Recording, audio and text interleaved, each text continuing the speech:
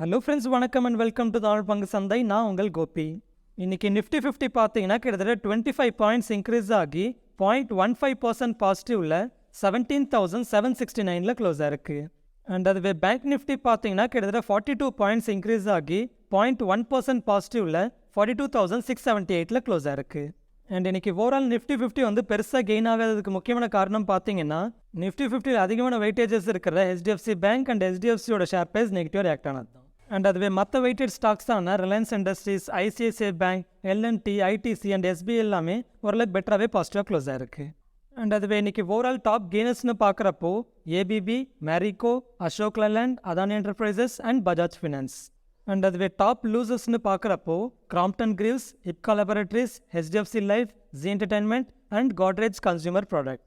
And இன்றைக்கி முக்கியமாக பார்த்தீங்கன்னா Crompton greaves and IPCA laboratories share price எல்லாமே ரொம்பவே, அதாவது 10%க்கு மேலேயும் ஃபாலோ இருக்குது. ஸோ இதுக்கான ரீசன்ஸை நம்ம இந்த வீடியோவில் டிஸ்கஸ் பண்ணலாம். அண்ட் அதுவே இன்றைக்கி லாங் பில்டப் ஸ்டாக்ஸ்னு பார்க்குறப்போ இன்றைக்கி டாப் கெய்னர்ஸ் தான் லாங் பில்டப் ஸ்டாக்ஸாக இருக்காங்க அண்ட் டாப் லூசர்ஸ் தான் ஷார்ட் பில்டப் ஸ்டாக்ஸாகவும் இருக்காங்க. அண்ட் அதுவே ஷார்ட் கவரிங், அதாவது ஆல்ரெடி எடுத்த ஷார்ட் போர்ஷன்ஸ்லேருந்து எக்ஸிட் ஆகிற ஸ்டாக்ஸ்னு பார்க்குறப்போ India mart and Deepak nitrate. Okay, further இன்னைக்கு மார்க்கெட்டில் நடந்த முக்கியமான நியூஸ் அப்டேட்ஸை தெரிஞ்சுக்கிறதுக்கு முன்னாடி நீங்கள் நம்ம தமிழ் பங்கு சந்தை சேனலை சப்ஸ்கிரைப் பண்ண மறந்துருந்தீங்கன்னா கண்டிப்பாக சப்ஸ்கிரைப் பண்ணிக்கோங்க. அண்ட் அப்படியே மார்க்கெட் டைமிங்கில் வர லைவ் நியூஸ் அப்டேட்ஸை ஃபாலோ பண்ணுறதுக்கு டிஸ்கிரிப்ஷனில் இருக்கிற நம்மளோட டெலிகிராம் சேனலை ஜாயின் பண்ணிக்கோங்க.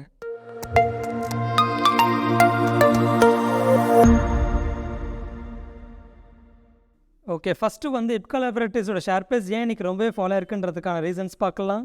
ஸோ அதுக்கான ரீசன் பார்த்தீங்கன்னா IPCA laboratories கொடுத்த ஒரு அப்டேட். அதாவது IPCA laboratories போர்டு வந்து யூனிகேம் லேபரேட்டரிஸ்ன்ற கம்பெனியோட 33.38% ஸ்டேக் அக்வயர் பண்ணுறதுக்கு அப்ரூவ் பண்ணியிருக்கிறதா அனௌன்ஸ் பண்ணியிருக்காங்க. அதாவது IPCA laboratories கம்பெனி வந்து யூனிகேம் லேபரேட்டரிஸோட ஸ்டேக்கை அக்வயர் பண்ணுறாங்க. அண்ட் அந்த 33.38% ஸ்டேக்குன்றது யூனிகேம் லேபரேட்டரிஸோட ஒன் ஆஃப் த ப்ரமோட்டர்கிட்டேருந்து வாங்குறாங்க. அண்ட் அப்படி எந்த ப்ரைஸுக்கு அக்வயர் பண்ணுறாங்கன்னு கேட்டிங்கன்னா 440 rupees per ஷேர்னு அக்வயர் பண்ணுறாங்க. அதாவது யூனிகேம் லேபரேட்டரிஸோட ஷேர் ப்ரைஸ் பார்த்தீங்கன்னா ஓப்பன் மார்க்கெட்லேயே அரௌண்ட் 390 rupeesல தான் இருக்குது. பட் இந்த IPCA laboratories பார்த்தீங்கன்னா யூனிகேம் லேபரேட்டரிஸோட ஷேர்ஸை 440 rupees per ஷேர்னு கொடுத்து வாங்குறாங்க. ஸோ இந்த அக்விஷன்ன்றது கொஞ்சம் எக்ஸ்பென்சிவாக இருக்குன்னு சொல்லலாம். ஆனால் இப்போ இந்த IPCA laboratories கம்பெனி வந்து யூனிகேம் லேபரேட்டரிஸ் அக்வயர் பண்ண பிறகு ரெண்டு கம்பெனிஸோட பிஸ்னஸ் அண்ட் ப்ராடக்ட் ரேஞ்ச் எல்லாமே ஓரளவு காம்ப்ளிமெண்டிங்காக இருக்கும்னு எக்ஸ்பெக்ட் பண்ணலாம். ஏன்னா யூனிகேம் லேபரேட்டரிஸ் கம்பெனி பார்த்தீங்கன்னா US மார்க்கெட்டில் ஜென்ரிக் ப்ராடக்ட்ஸை எக்ஸ்போர்ட் பண்ணுறாங்க. ஸோ அந்த விதத்தில் இந்த யூனிகேம் லேபரேட்டரிஸ் அக்வயர் பண்ண பிறகு IPCA laboratories யூஎஸோட ஜென்ரிக் மார்க்கெட்டில் என்ட்ரி வரும்னு சொல்லலாம். எனவே இந்த அக்விஷனால் IPCA laboratories வந்து அரௌண்ட் 1800 crores செலவு பண்ணணும். ஸோ இது ஓவரால் பெரிய அமௌண்ட் அண்ட் ஆல்சோ எக்ஸ்பென்சிவ்ன்றதுனால இன்னைக்கு IPCA laboratories share price almost 10.33% நெகட்டிவாக க்ளோஸ் ஆயிருக்கு. அண்ட் அதுவே யூனிகேம் லேபரேட்டரிஸை பொறுத்த வரைக்கும் இது ஓரளவுக்கு நல்ல டீல்னே சொல்லலாம். ஏன்னா ஓப்பன் மார்க்கெட்லேயே 390 rupees இருக்கிறப்போ அவங்க அக்வயர் பண்ணுற ஷேர் ப்ரைஸ் என்னவோ 440 rupees per ஷேர்னு அக்வயர் பண்ணுறதுனால அவங்களோட ஆக்சுவல் வேல்யூ என்னவோ இன்க்ரீஸ் ஆகும். எனவே இந்த அப்டேட்க்கு அப்புறமா இன்னைக்கு யூனிகேம் லேபரேட்டரிஸோட ஷேர் ப்ரைஸ் பார்த்தீங்கன்னா ஆல்மோஸ்ட் 0.63% பாசிட்டிவாக க்ளோஸ் ஆயிருக்கு. ஓகே, அடுத்து Crompton greaves ஷேர் ப்ரைஸும் பார்த்தீங்கன்னா இன்னைக்கு ரொம்பவே ஃபாலோ இருந்தது. ஸோ அதுக்கான ரீசன் என்னென்னு பார்க்குறப்போ Crompton greaves கம்பெனியோட CEO மேத்யூ ஜாப் வந்து ரிசைன் பண்ணியிருக்கிறதா அப்டேட் வந்திருக்கு. அண்ட் இதனால் May 1 இருந்து அடுத்த 5 yearsக்கு கம்பெனியோட CEO அண்ட் MDயா புரோமித் கோஷ்ன்றவர் அப்பாயின்ட் பண்ணியிருக்கிறதா அப்டேட் பண்ணியிருக்காங்க. பொதுவாக இப்படி கம்பெனியோட டாப் மேனேஜ்மெண்ட் பர்சன்ஸ் வந்து இப்படி சடனாக ரிசைன் ஆகிறப்போ அடுத்து வரப்போகிற புது மேனேஜ்மெண்ட் டீம் வந்து கம்பெனியோட பிஸ்னஸை எப்படி நடத்துவாங்கன்ற ஒரு நெகட்டிவ் சென்டிமெண்ட் கிரியேட் ஆகும். ஸோ வரப்போகிற புது மேனேஜ்மெண்ட்டோட கைடன்ஸ் ஆர் அவுட்லுக் எல்லாமே எப்படி இருக்குன்றது நம்ம பார்க்கணும். எனவே இந்த நெகட்டிவ் சென்டிமெண்ட்னால இன்னைக்கு Crompton greaves ஷேர் ப்ரைஸ் பார்த்தீங்கன்னா end of the day almost 11.83% நெகட்டிவாக க்ளோஸ் ஆயிருக்கு. ஓகே, அடுத்து Biocon அப்டேட்டை பார்க்கலாம். சிரம் இன்ஸ்டியூட் ஆஃப் இந்தியாவோட சப்சிடரி கம்பெனியான சிரம் இன்ஸ்டியூட் ஆஃப் லைஃப் சயின்சஸ்ன்ற கம்பெனியும் Biocon கம்பெனியோட சப்சிடரி கம்பெனியான Biocon பயாலஜிக்ஸும் ஒரு அக்ரிமெண்ட் போட்டிருக்கிறதா அப்டேட் பண்ணியிருக்காங்க. அதாவது என்ன அக்ரிமெண்ட்னு கேட்டிங்கன்னா முன்னாடி இந்த சிரம் இன்ஸ்டியூட் ஆஃப் லைஃப் சயின்சஸ்ன்ற கம்பெனி வந்து Biocon ஃபார்மான்ற கம்பெனிக்கு அரௌண்ட் $150 million வர்த்துள்ள லோனை ப்ரொவைட் பண்ணதாகவும் அந்த லோன் அக்ரிமெண்ட்டை வித்ட்ரா பண்ணி அந்த $150 million அமௌண்ட்டை Biocon பயாலஜிக்ஸில் இன்வெஸ்ட் பண்ணுறதுக்கு அக்ரிமெண்ட் போட்டிருக்கிறதா அப்டேட் பண்ணியிருக்காங்க.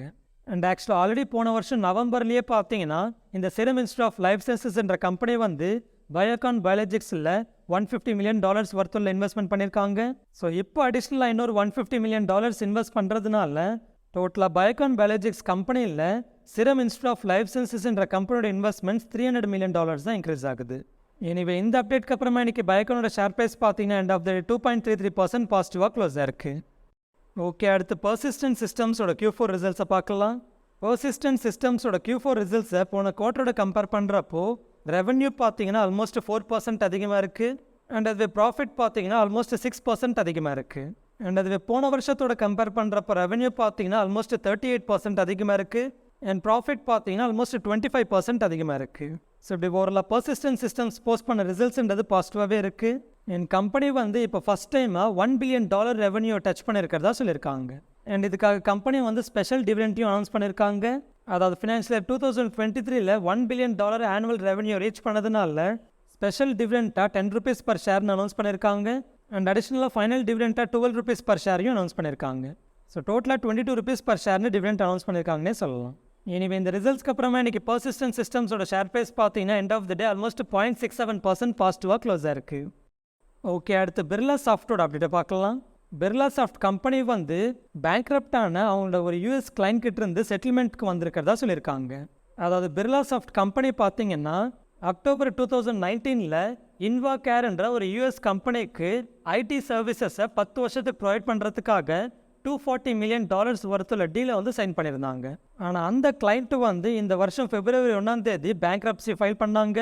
அண்ட் அந்த பேங்க்ரப்சி ஃபைல் பண்ணுறதுக்கு ஒரு நாள் முன்னாடி அந்த டீலை கேன்சல் பண்ணிட்டாங்க. அண்ட் அதுக்கான நஷ்ட ஈடாக அந்த கிளைண்ட் கம்பெனி வந்து பிர்லா சாஃப்ட்டுக்கு $2 மில்லியன் கொடுத்து செட்டில்மெண்ட்டுக்கு வரப்போகிறதா சொல்லியிருக்காங்க.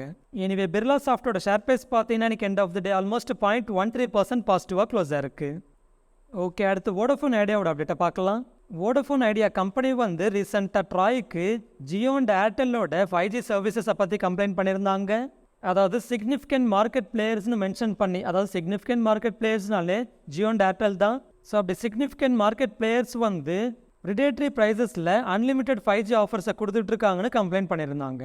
அதாவது ப்ரிடேட்டரி ப்ரைஸிங்னா ஒரு கம்பெனியோட ப்ரைஸிங் விட இன்னொரு கம்பெனி கம்மியாக வைக்கிறது, அண்ட் இந்த ப்ரைஸ் விட அந்த கம்பெனி இன்னும் கம்மியாக வைக்கிறதுன்னு போட்டி போட்டுக்கிட்டு ரொம்பவே கம்மியான ப்ரைஸிங்கில் கொடுக்கறதுனால இங்கே வோடஃபோன் ஐடியா கம்பெனி வந்து அந்த ப்ரைஸிங் ப்ரெஷரை தாங்க முடியாமல் இந்த 5Gயோட கேமுக்கே வர முடியாமல் போகலாம். ஸோ இப்படி இந்த ரெண்டு கம்பெனிஸ் வந்து ப்ரிடேட்டரி ப்ரைஸிங்கில் அன்லிமிட்டெட் 5G ஆஃபர்ஸை கொடுத்துட்ருக்காங்கன்னு கம்ப்ளைண்ட் பண்ணியிருந்தாங்க.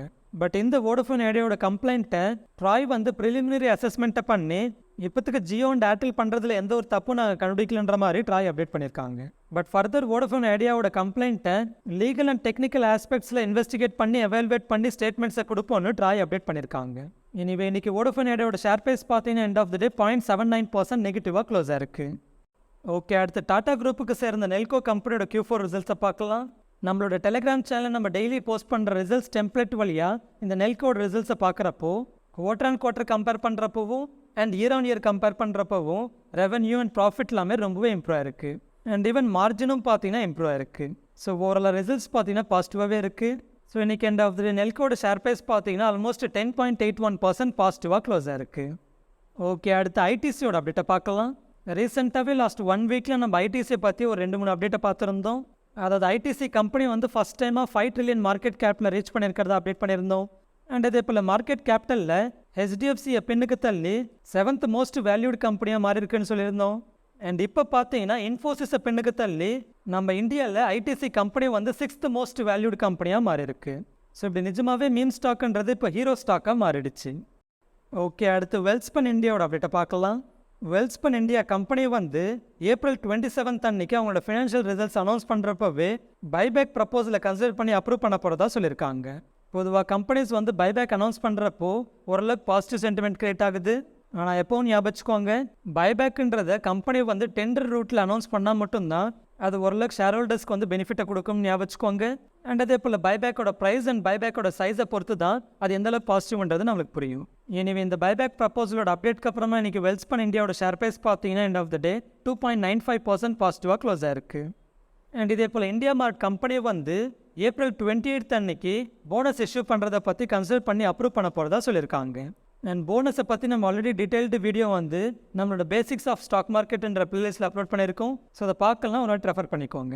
எனவே இந்த போனஸ் இஷ்யூட அப்டேட்க்கு அப்புறமா இன்றைக்கி இந்தியா மார்ட்டோட ஷேர் ப்ரைஸ் பார்த்தீங்கன்னா end of the day almost 2.19% பாசிட்டிவாக க்ளோஸ் ஆயிருக்கு. ஓகே, அடுத்து இன்றைக்கி எஃப்ஐஎஸ் அண்ட் டிஐஎஸோட டேட்டா பார்க்கலாம். இன்றைக்கும் எஃப்ஐஎஸ் பார்த்தீங்கன்னா நெட் செல்லிங் தான் பண்ணியிருக்காங்க. அதாவது கிட்டத்தட்ட 407 crores நெட் செல்லிங் பண்ணியிருக்காங்க. அண்ட் இதுவே டிஐஎஸ் வந்து 563 crores நெட் பையிங் பண்ணியிருக்காங்க. அடுத்து இன்றைக்கி என்னோடய ட்ரேட் போர்ஷன்ஸோட அப்டேட்டை பார்க்கலாம். இன்றைக்கி என்னோடய ட்ரேடிங் பொசிஷனோட ஓவரால் எம்டிஎம் ப்ராஃபிட்ன்றது ஆல்மோஸ்ட் 2.85 lakhs-ஆக இருக்குது. ஓகே, அடுத்து இந்த வாரம் எக்ஸ்பைரி ஆகிற நிஃப்டியோட ஆப்ஷன் செயின் பார்க்குறப்போ கால் ஆப்ஷன் சைடில் அதிகம் ஓப்பன் இன்ட்ரெஸ்ட்ன்றது இப்போ இமீடியட்டாக 18,000 ஸ்ட்ரைக் ப்ரைஸில் அதிகமாக பில்ட் ஆகிட்டு இருக்கு. அண்ட் அது புட் ஆப்ஷன் சைடில் அதிகம் ஓப்பன் இன்ட்ரெஸ்ட்ன்றது இமீடியட்டாக 17,000 ஸ்ட்ரைக் ப்ரைஸில் பில்ட் ஆகிட்டு இருக்கு. ஸோ இதோட டேட்டா படி பார்க்குறப்போ இந்த வாரத்தோட நிஃப்டி எக்ஸ்பைரி ரேஞ்சுன்றது 17,000லேருந்து 18,000க்குள்ளே இருக்கும்னு ஆப்ஷன் செல்லர்ஸ் திங்க் பண்ணுறாங்க. ஓகே, அடுத்து ஃபைனலாக இன்றைக்கான கோட் பார்த்தீங்கன்னா, to fight the mind is a losing battle, rather it is better to understand it. அதாவது சில விஷயத்துக்கு பதில் இருக்காது, அது அப்படி தானே புரிஞ்சுக்கணுன்ற மாதிரி சொல்கிறாங்கன்னு நினைக்கிறேன். மேபி எக்ஸ்ப்ளனேஷன் ரொம்பவே பூராக இருக்குன்னு நினைக்கிறேன். மேபி உங்ககிட்ட பெட்டர் எக்ஸ்ப்ளனேஷன் இருந்தால் கண்டிப்பாக நம்மளோட கமெண்ட்ஸில் ஷேர் பண்ணுங்கள்.